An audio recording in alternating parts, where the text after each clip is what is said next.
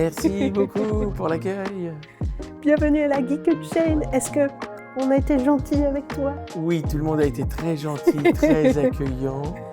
Il m'a obligé à dire ça. Chiffré, je l'ai vu. C'est pas vrai, venez me chercher. Non, super cool, vraiment super cool, j'adore. Et les gens, voilà, et le public, tout le monde, tout se passe bien, c'est cool. Ah ben, youpi. Oui, carrément. Merci d'être avec nous pour cet échange. Eh ben, ça me fait plaisir. Parce que sache que j'ai enquêté sur toi. Ah, aïe. Bon, je vais y aller, merci. Qu'est-ce que tu as trouvé comme vieux dossier? Commençons par du vieux dossier, justement. Oui. Belle transition, merci. Oui. Je sais que tu as côtoyé le milieu artistique depuis tout petit. Oui, c'est pas faux. Que tu as accompagné ta mère, chanteuse et danseuse en tournée.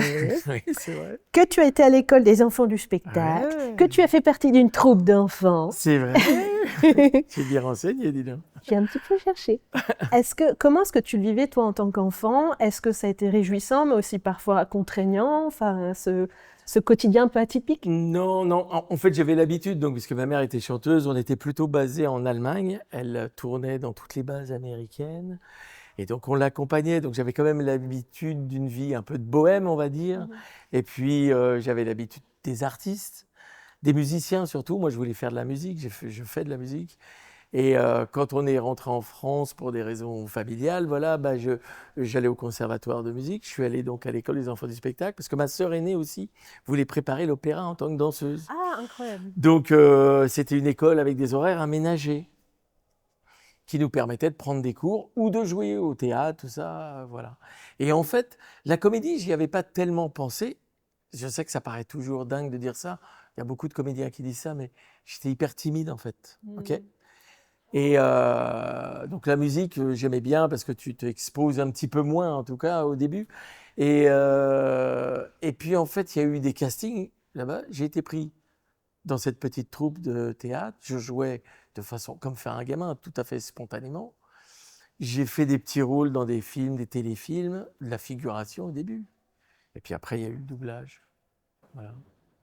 Et est-ce que, j'étais curieuse de ça, est-ce qu'il y a des outils, même de jeux techniques que tu as appris enfant, qui te servent encore aujourd'hui? Non, je vais te dire ce qui s'est passé. J'étais très spontané. Ok. Et le boulot vraiment et les questions ont commencé à se poser quelques années après. D'accord. À partir, je dirais, 10, 11 ans, tu vois, 12 ans, voilà. Mais je suis en fait carrément retourné. Alors j'ai passé le conservatoire, mais beaucoup plus tard, j'étais plus âgé. Et je l'ai raté, ils n'ont pas voulu de moi. Mais du coup, je suis allé à la fac à Paris 8 en théâtre et en audiovisuel. Parce que j'ai eu besoin, c'est là que je me suis posé les questions en fait. Et j'ai eu besoin de revoir des choses que je faisais spontanément, de comprendre comment ça venait. Mais j'ai quand même été obligé de bosser des trucs avant. Je me souviens très bien, je devais avoir 11 ans, donc quand j'ai fait le doublage de Pinocchio, j'avais beaucoup de mal à rire sur commande. Et on avait un coach américain de chez Disney qui était là, et il me prenait à part et il me faisait bosser, mais c'était très cool, j'en ai un très bon souvenir en fait. Et donc c'est là où j'ai commencé petit à petit à prendre conscience qu'il y avait des trucs à bosser, surtout en tant que comédien. Bosser pour, par exemple, la musique, j'avais vu ma mère, ses musiciens, ça me semblait plus logique quelque part. Mais la comédie, pour moi au départ, c'était vraiment jouer dans le bac à sable, aux méchants et aux gentils, quoi, tu vois. Qui est en fait un peu l'essentiel de notre métier, mais après on ajoute des outils dans le sac à dos. Oui, tu rajoutes des outils, tu rajoutes de l'expérience, tu rajoutes des techniques, parce que le doublage, il y a une technique. Au théâtre, tu as une autre technique. Quand tu tournes, tu fais gaffe, ta place pour être dans la lumière, comment tu regardes la caméra, etc. Donc, mais c'est des moyens d'expression différents, des techniques différentes. Mais après, tu joues, ça s'appelle jouer. Ouais. Alors justement, merci encore pour cette magnifique Ah, je transition. suis très fort en enchaînement, je suis très très fort. Je vais te citer, prépare-toi, je vais te citer. Oui. Les musiciens font les bons doubleurs. Est-ce que tu J'ai peux dit nous... ça, moi? Oui. Oh là là. Alors, je sais pourquoi, je ne sais plus dans quel cadre, là, j'avais dit. C'est une question d'oreille et de rythme, je trouve. Les gens qui ont un peu chanté, qui ont un peu une oreille rythmique, je trouve, et beaucoup en jeu vidéo aussi, captent très vite cette histoire de rythme, d'énergie, de ce qu'il y a à l'image. Parce que finalement, ça fait partie de leur boulot. Et j'irais même plus loin, dans les ingénieurs du son, les gens qui nous enregistrent. Il y en a qui sont musiciens. Pour, par exemple, reprendre dans une phrase où c'est un peu serré, on veut juste en faire un bout, ils sont souvent assez balèzes très vite, parce qu'ils ont l'oreille, ils savent voilà, être dans le rythme du personnage. Et nous, d'ailleurs, c'est très important le rythme d'un personnage. C'est ce que tu modifies en premier, d'ailleurs, par rapport à ta propre personnalité, quand tu abordes un nouveau personnage. C'est vraiment t'adapter à son rythme. Et quand je dis rythme, c'est pas que le rythme de la parole, c'est tout. C'est un tout. Et ah mince, j'ai 1 et 1000 questions en même temps. Trop. Tout m'intéresse. Parce qu'on en parlait avec Brigitte de cet enjeu qui est quand même inhérent à cette discipline particulière, de trouver de l'authenticité, de la sensibilité individuelle au personnage, mais dans un contexte où on vous demande une efficacité à toute épreuve. Il faut aller très très vite. Bah, c'est-à-dire que là Aujourd'hui, maintenant, oui, aujourd'hui on travaille dans des conditions qui font que la technique a tellement évolué qu'on travaille plus vite qu'avant et on a moins de temps. C'est pour ça qu'il faut des gens qui ont quand même une certaine technique, certain savoir-faire, je dirais. Après, c'est pas toujours vrai. On a quand même la place pour de la spontanéité, pour des gens aussi, des comédiens où la technique c'est moins leur truc, mais on s'en fout parce qu'ils ont la personnalité. Et moi je trouve que c'est important aussi de laisser vivre ça, quoi, que ça existe. Mais c'est vrai qu'il faut un petit peu de savoir-faire. Mais le doublage, c'est le truc qui est curieux, c'est qu'il faut vraiment jouer pleinement, être dans son personnage. Mais c'est vrai que cette technique te demande d'avoir une petite distanciation. Et donc, notamment, c'est un peu dur. C'est un truc qu'il faut accepter. Quand tu es dans l'émotion, bah, tu es dans l'émotion du personnage que tu interprètes. Et si en plus, c'est pas du dessin animé, c'est un vrai acteur, bah, il faut respecter, je sais pas moi, s'il pleure, où sont ses pleurs, les reniflements, on regarde tout ça. Donc on est toujours partagé entre jouer à fond émotionnellement ce qu'on voit à l'écran, et en même temps, tu as un œil qui fait est-ce que je suis en place tu as mémorisé. Alors moi, je mémorise pas le texte, tu peux pas autant de texte aussi rapidement, mais tu mémorises des parties du texte, souvent des mots-clés sur lesquels tu sais qu'il y a un appui, où il se passe une action. Et puis souvent, ce que je mémorise moi, c'est ce que j'appelle un peu le paysage de ta scène, la géographie de la scène. C'est-à-dire que là, c'est calme, là, ça explose, là, tu vois, comment les événements s'enchaînent. J'essaie de baliser ça pour être du coup plus libre après dans la scène. Et par curiosité, c'est des séquences de combien de... Alors normalement, une séquence est découpée plutôt, alors ce qu'on appelait anciennement des boucles, mais des bouts de scène qui font pas plus d'1 minute. D'accord. Parce qu'en termes de mémorisation aussi, après, ça devient un peu long. Et puis quand on est bien dedans, des fois, on enchaîne. Ah. Et ça nous arrive de faire des séquences plus grandes, et puis peut-être de revenir faire des petits bouts qu'on peut améliorer. Mais les directeurs artistiques, des fois, ils sentent qu'il se passe un truc. Oui. Ça, c'est plus quand on est quand même déjà à 2, au moins à jouer ensemble, etc. Et ils font un petit signe en loose day, alors j'ai sur c'est bien, enchaîne. Tu vois. Mais ce qui est sympa, en fait, parce que tout d'un coup, on retrouve le jeu comme sur scène. Hein. Tu sais, il y a un truc qu'il ne faut pas perdre de vue, c'est on raconte des histoires, c'est de la narration. Ton personnage, il raconte une histoire, et elle s'inscrit dans l'histoire de cet épisode qu'on double, de ce film, etc. Et moi, je trouve qu'on perd un peu trop, parfois, cette notion-là. Mais c'est important, c'est du jeu, oui, on est en train de se raconter des histoires. Cette notion, c'est-à-dire de se rappeler qu'on est au service d'une histoire. Oui, au service de faire avancer une Oui. histoire. Oui. Et d'ailleurs, c'est comme quand tu tournes à l'image. Un des trucs les plus durs, c'est d'avoir une séquence importante, mais courte, Oui. et dans un truc que tu connais pas du tout. Alors, on aime bien, en fait, c'est aussi pour ça qu'on fait ce métier, c'est que tu as le petit coup d'adrénaline. Mais je trouve que c'est un des trucs les plus durs dans le métier, et notamment quand tu es toi à l'image. C'est-à-dire venir dans une équipe, un tournage qui existe déjà, et toi, tu peux avoir 1 ou 2 séquences, une seule journée de tournage, un truc important à faire, et il faut tout de suite être dans le coup et tout ça. Ça existe aussi au doublage. Il y a une soudaineté comme ça où il faut tout d'un coup se libérer. Et c'est en même temps gratifiant et un petit coup d'adrénaline, tout ça, on aime bien. Et en même temps, ça fout un peu les jetons. Je comprends combien ce sentiment. Mais ouais, c'est vrai. Ouais, le truc génial au doublage, c'est que des fois, tu sais même pas ce que tu vas doubler. Et c'est extraordinaire. Ah, c'est incroyable. Donc, tu peux arriver en studio et tu te découvres. Des fois, tu ne sais pas du tout ce que tu vas faire. Et puis, tu as même des directeurs artistiques qui adorent te dire « Oh, je t'ai trouvé un truc génial, tu vas voir, tu vas t'éclater. » Et tu arrives, et j'ai raconté tout à l'heure l'anecdote, j'arrive et un copain, donc directeur artistique, qui me dit « Ah, je t'ai trouvé un super rôle, tu vas voir ». Et je fais un cafard qui chante des psaumes et qui veut défoncer tous les humains de la planète, quoi. Oui. Qui finit par devenir géant. J'ai jamais rien compris à l'histoire, hein. J'ai pas cherché. Et puis j'ai pas cherché à savoir pourquoi il a pensé à moi, parce que sinon, c'est des heures de thérapie en plus. Mais non, mais ça, c'est vraiment un plaisir, en fait, tu vois. Oui.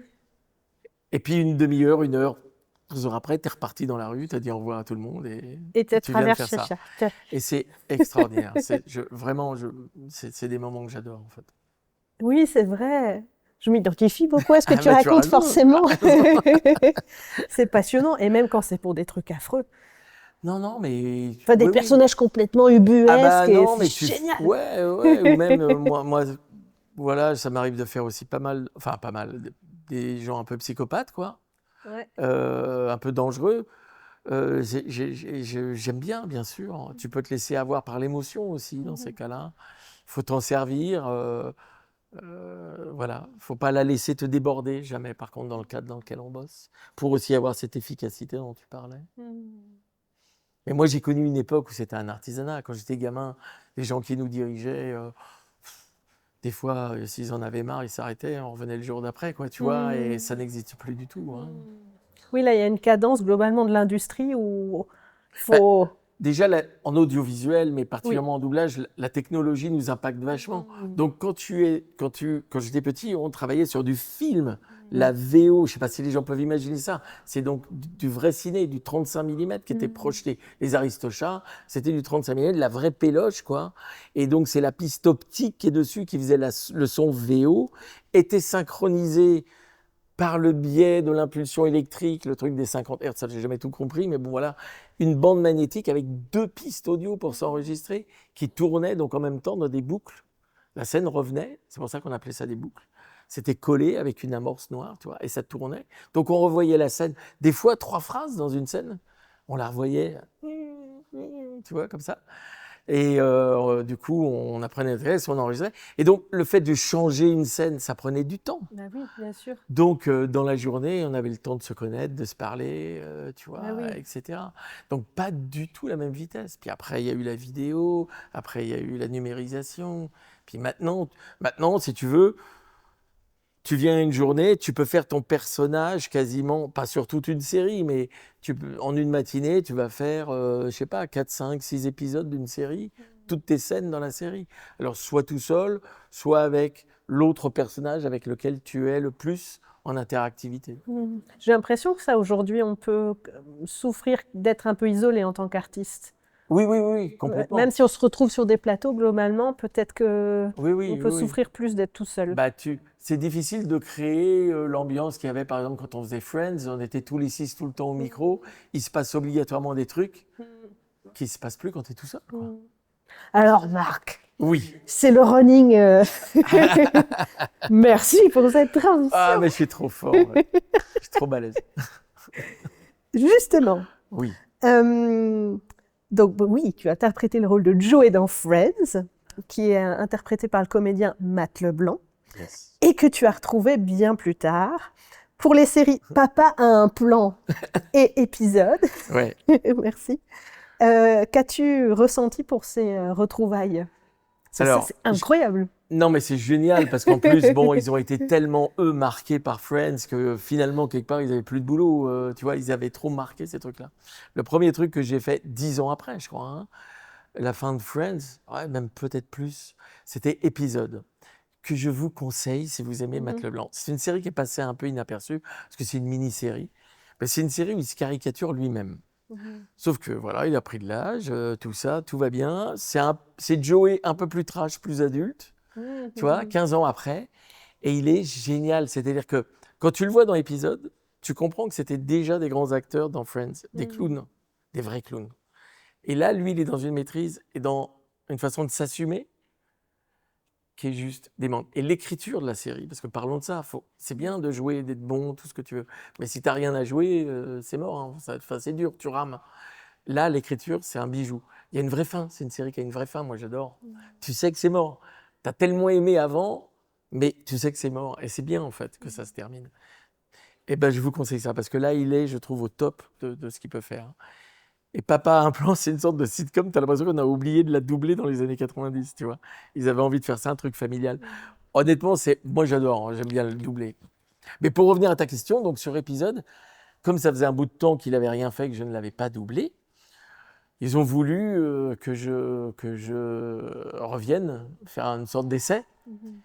Je traînais un peu les savates pour te dire, parce qu'on m'a quand même entendu sur lui, tu vois. Mais puis je leur ai dit, moi aussi j'ai vieilli, tu vois, même si j'ai gardé une voix jeune, j'ai quand même vieilli. Et puis c'est Barbara Tissier qui dirigeait, qui m'a dit, je te promets, il n'y a que toi, ils veulent te recruter. Et puis j'arrive, je le vois, et franchement c'est comme le vélo, ça s'oublie pas. En plus les premières scènes, il est pas très sympa, ce qui était assez nouveau pour lui.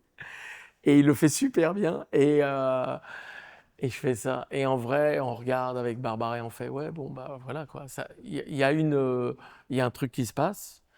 Tu as des rencontres avec certains comédiens, certains personnages. Et là, ouais, c'est comme le vélo. J'ai retrouvé très très vite mes marques, quoi. Et puis le voir faire le clown, tout ça, qu'il soit mis en valeur un peu, c'était agréable aussi. Oui, en tant que comédien, avec un Ouais. prisme de jeu un peu plus Ouais, large, qu'il un peu puisse plus... montrer un peu, tu vois, l'amplitude Oui, qu'il a pris en vieillissant, quoi. génial. Ah ouais, super. Mais allez voir cette série. On va Tout voir. de suite. Épisode, paf. Obligé. Obligé. On quitte l'interview. Obligé. Parmi les moultes cordes à ton arc, Oui, tu es aussi directeur artistique, surtout du jeu vidéo, j'ai dit. sur du jeu vidéo surtout. Donc, tu participes à sélectionner les profils pour le casting, Ouais. tu diriges en studio le jeu. Tout à fait. En quoi ça a pu t'intéresser aussi, ce poste-là? Bah, d'abord, j'en faisais en tant que comédien. Mhm. Alors, je suis pas un gros gamer, mais je fais quand même partie je suis quand même un vieux geek. J'ai joué au premier jeu, évidemment, 8 bits pixelisés, tu sais, les mecs qui marchent comme ça. Voilà. Et puis, on était tous émerveillés devant Pong, tu sais. Clic, clic, clic, pendant 3 plombs, et on trouvait ça incroyable. Donc voilà, je fais quand même partie de cette génération qui a vu tout ça arriver. Et j'aimais bien, j'ai fait de la musique avec des ordis aussi, donc évidemment ça m'intéressait. Et puis je faisais en tant que comédien, et puis je bossais pour une boîte qui était sympa à l'époque et qui cherchait toujours des directeurs artistiques. Les directeurs artistiques, c'est souvent quand même des comédiens, parce qu'on connaît quand même les autres acteurs bien, voilà. Et puis j'ai commencé à diriger, alors des petits jeux au départ, des trucs de... Et je suis venu d'ailleurs en roue de secours au départ. J'avais vaguement dit à quelqu'un, ah bah si vous avez besoin, ça m'intéresserait de voir si j'y arrive, quoi. Puis j'avais oublié. Puis 6 mois, t'es libre tout de suite, là, t'es libre demain. Bah écoute, je peux me débrouiller. Ah bah viens, je te file un premier jeu à diriger. Un truc un peu de guerre, c'était... Donc j'ai appris tous les codes, les trucs que je connaissais un peu en tant que comédien.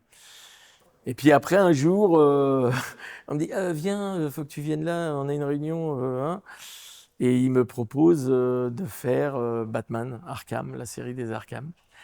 Et je t'avouerai que, bon, alors, voilà, mon papa était américain. Moi, j'avais les comics originaux de Batman, parce qu'il était un ancien militaire, donc hop, par les bases américaines, tout ça, j'avais ça quand j'étais tout môme. Et là, il y a quand même un petit garçon en moi qui a fait... quand ils m'ont dit Batman, tu connais un peu, ça t'intéresse? Alors, tu essayes de rester, tu vois, pro, tu fais... Oui, je peux voir de quoi il s'agit. Et dedans, tu vois, tu as le petit Marco qui fait... Ah, je fais, oui, Batman, yes, c'est trop fort. Et c'était cool, en fait, de faire ça. Donc, au début, bon, ils ne me connaissaient pas trop, Warner Games, tout ça. Et puis après, ils m'ont fait confiance. Et on a fait des super jeux. C'est vraiment une longue, longue épopée. Là, c'était balèze, puis avec des moyens, enfin, c'était vraiment chouette, quoi. Mais c'est un autre boulot. Le plaisir du directeur artistique, enfin, moi, ce que j'y ai trouvé comme plaisir, c'est beaucoup de pression quand même, en plus, quand tu attaques ce genre de grosse licence, quoi. Mais ce que j'ai adoré, c'est, en fait, tu imagines les gens que tu connais, les comédiens que tu as envie de faire venir, dans ce qu'ils vont faire. Et en règle générale, tu as affaire à des gens assez généreux. Quand ils sont devant le micro, c'est encore mieux, en fait, que ce que tu avais imaginé. Et c'est un moment très fort pour un directeur artistique. Et je suis curieuse d'un point de vue du jeu en tant que tel. Bon, déjà, ça doit être précieux d'être comédien, toi. Oui. Mais est-ce qu'il y a des moments magiques où, ensemble, cette collaboration permet quelque chose de très juste qui d'un coup se passe Bah, tu vas ailleurs très souvent, parce que tu as une sorte d'addition entre tous les gens qui participent. Et donc souvent, les comédiens que tu écoutes, d'ailleurs que tu as engagés, qui viennent, souvent même ils te révèlent des aspects que tu n'avais pas particulièrement vus. Parce que eux vont aborder, je sais pas, ils vont trouver leur perso par un autre biais que tu avais imaginé, en fait, tout bêtement. Et puis bon, beaucoup de gens que je connaissais, je pense qu'il y avait aussi, ils étaient à l'aise, j'espère, avec moi. Donc tu as aussi un relâchement, une confiance qui fait que tout d'un coup, ils vont plus loin dans ce qu'ils donnent. Et ça, c'est vraiment ce qui est passionnant dans notre métier. Après, il y a des différences. Par exemple, dans le jeu, par rapport au jeu et au doublage, c'est pas exactement la même technique. Dans le jeu, tu es plus sur l'oreille, on voit pas les images. Tu es dans Ah, une répétition, tu es tout seul, tu n'as pas la réponse de l'autre. Soit on la lit, soit le directeur artistique te la donne, t'explique le contexte, mais c'est un peu différent. Tu as des gens qui n'aiment pas, tu as des comédiens qui n'aiment pas trop cet exercice-là. En termes de concentration, c'est compliqué. Tu t'entends toi-même tout le temps sous le casque pendant 3 heures, c'est épuisant. Le doublage, il y a un côté plus libre, surtout quand on est à plusieurs, plus ludique. Ouais, et puis tu es plus sur l'image, du coup, plus sur l'œil que oui, l'oreille. oui, oui, oui, oui, Mais c'est c'est intéressant. intéressant. On a tellement maintenant comment dire, de médias différents Oui. qui se sont développés. C'est génial pour ça. C'est une époque formidable, je Oui, trouve. c'est passionnant.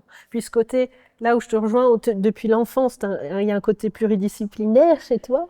Ah oui, oui, j'aurais pas pu faire un truc où il fallait faire toujours pareil. Ouais. Eh ben, c'est génial et j'ai l'impression que d'autant plus aujourd'hui, on est dans un contexte qui favorise et qui valorise ce côté Ouais, ouais. pluridisciplinaire. Ça m'a bloqué pour certains trucs, notamment pour tourner. Hein. Parce que quand ils voyaient mon CV, déjà à l'époque, ils voulaient pas qu'on avait fait du doublage. Ouais. Mais moi, j'avais quand même fait des trucs sympas, tu vois, Disney, tout ça. Il n'y a pas de honte à avoir, je trouve. Non. Et puis jamais, de toute façon, il n'y a pas de honte à avoir. Oui. Puis je faisais de la musique aussi.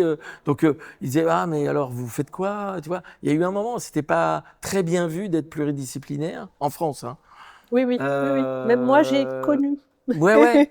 Il n'y a C'est- pas si longtemps que ça Oui, oui, s'est. oui. Alors que moi, au contraire, quand je croise des jeunes comédiens, etc., je leur dis non, mais c'est bien, continuez. Ils font leur truc avec leur troupe, ou alors ils font des trucs sur YouTube. Il faut qu'ils se professionnalisent quand ils sont tout jeunes, qu'ils démarrent.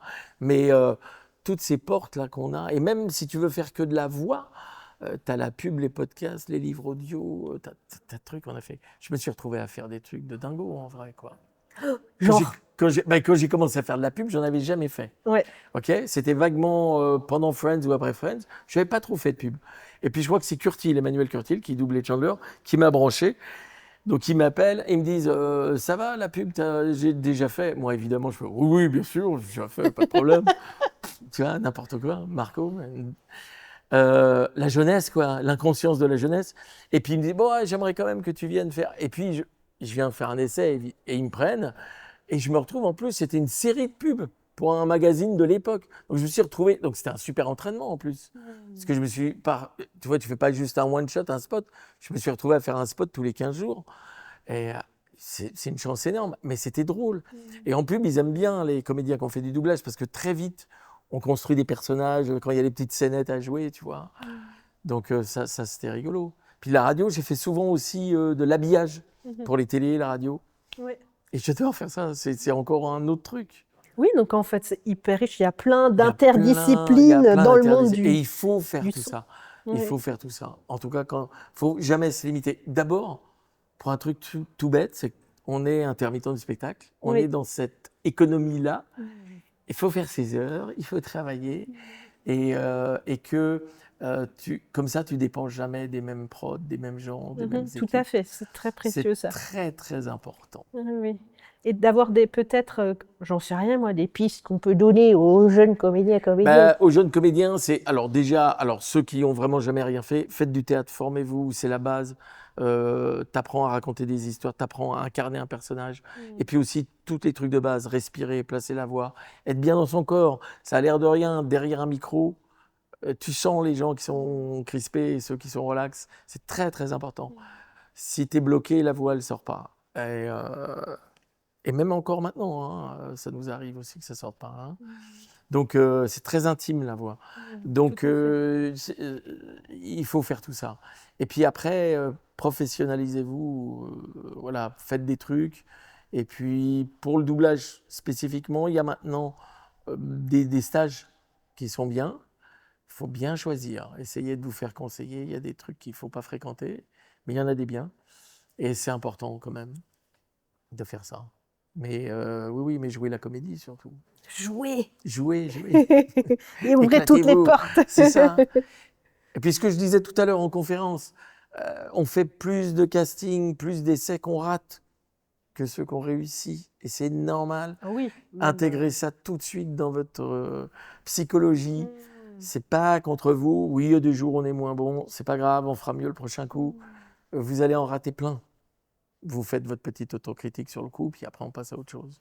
Et c'est peut-être d'autant moins impérieux que si on a ce petit recul, parce qu'on fait plusieurs choses différentes. À la fois on se forme, à la fois on crée des choses, et du coup c'est moins grave. Tu peux avoir des affinités, tu peux découvrir que tu préfères telle chose qu'une autre et essayer de la développer plus. Très bien, ça viendra avec l'expérience.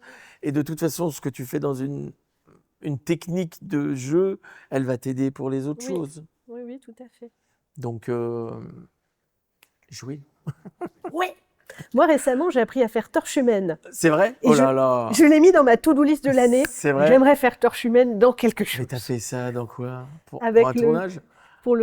J'ai été formée au campus Univers Cascade. Ah, génial, oui, ok. Et torche humaine, j'ai eu un coup de cœur, j'avoue. Excellent. Et comme quoi, on peut... parce que oui, je suis comédienne, je fais aussi des créatures et des choses comme ça. Mais là, c'était vraiment le kiff. Parfois, juste aller vers Un ce truc, qui nous appelle, qui est juste réjouissant. Mais oui. Et pouf, ça.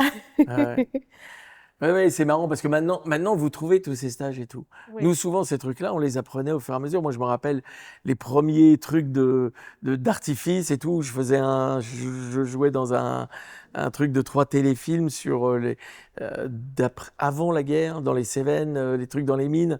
Donc, il y avait les mecs qui venaient faire sauter des trucs, des fois qui se plantaient, le caméraman s'est fait cramer. Fallait faire un faux feu de forêt, ils ont fini par foutre le feu, un bout de forêt. Et nous, on faisait semblant donc d'éteindre, d'intervenir, de tout ça. Et t'apprends des trucs comme ça. Bosser avec des cascadeurs sur une baston aussi.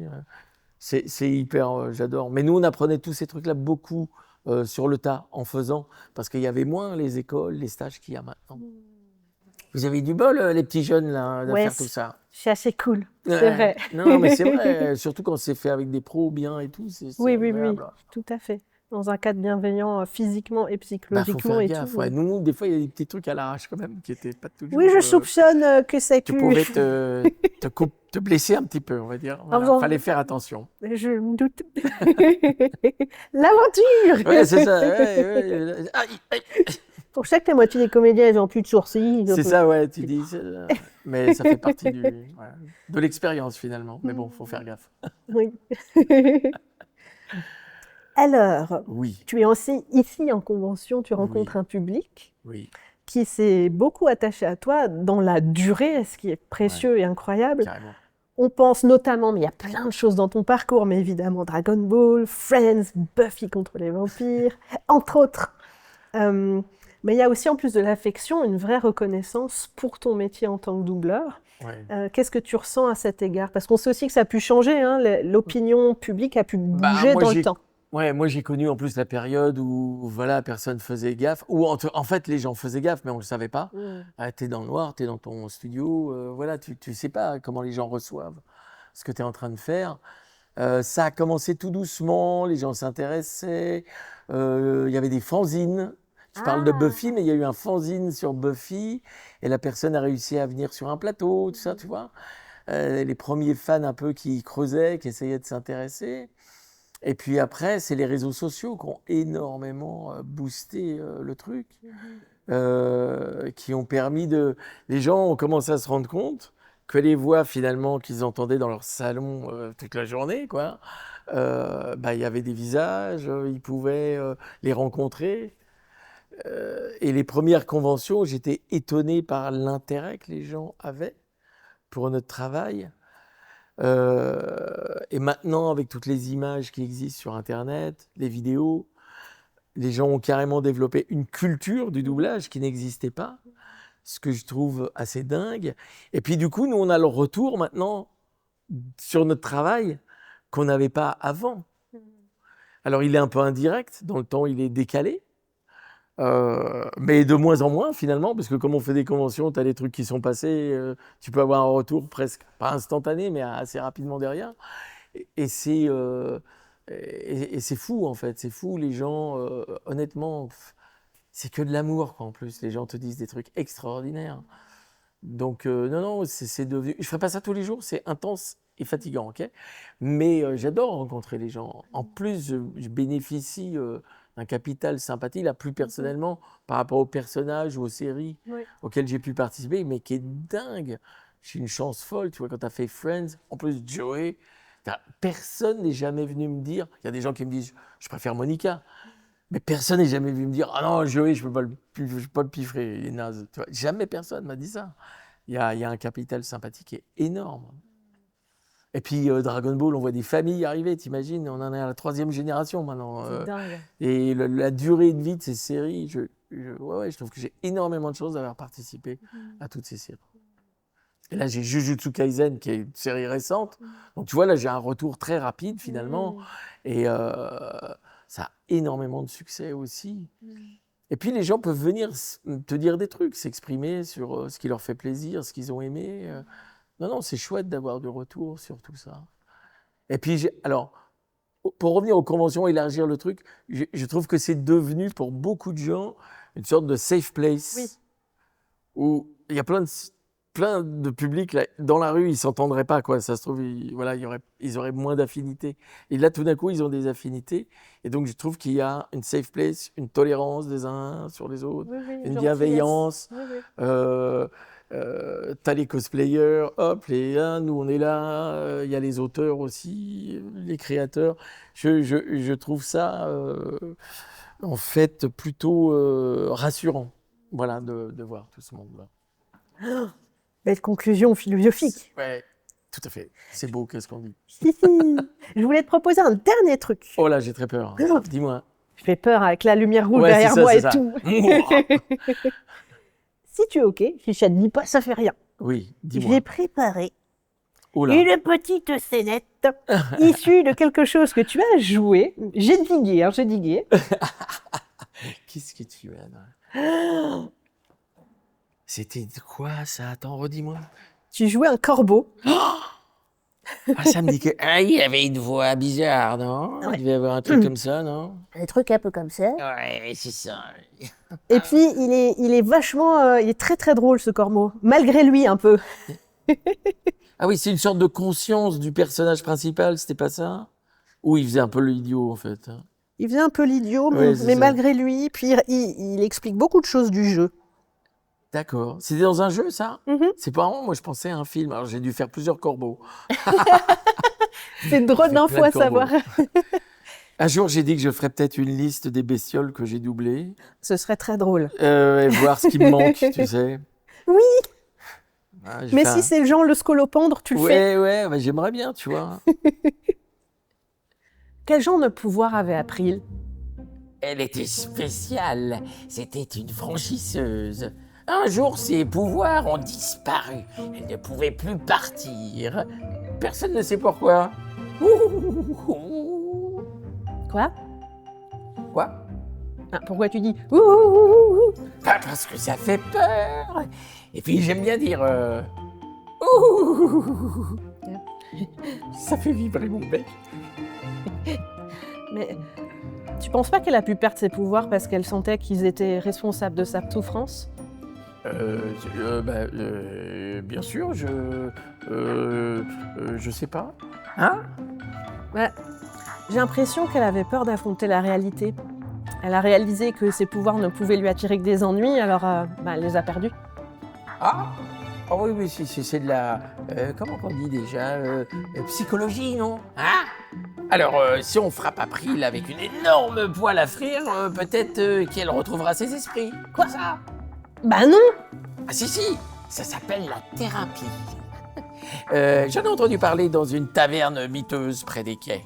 Après 11 verres du fameux breuvage jaune du Mermimsumnum, un lundi au petit matin, je me souviens du gars qui m'a parlé de ça. Un type costaud, les bras gros comme des troncs d'arbres, une belle collection de cicatrices, un chouette bandeau. Il était psychiatre. Ou peut-être plutôt psychopathe. Psychopathe. Ouais. Je suis contente d'avoir discuté avec toi, Cro. Ça a été très instructif. Oui, moi aussi, Claire. Merci beaucoup. Alors, si c'est un jeu, je m'en souviens mais pas du tout. J'ai la séquence, si tu veux, Bah, que je te l'envoie par curiosité. Tu me la montreras. Merci, Marc. Merci à toi, merci vraiment beaucoup. Avec plaisir et Avec bonne plaisir. convention. Ouais, ça va aller, je crois.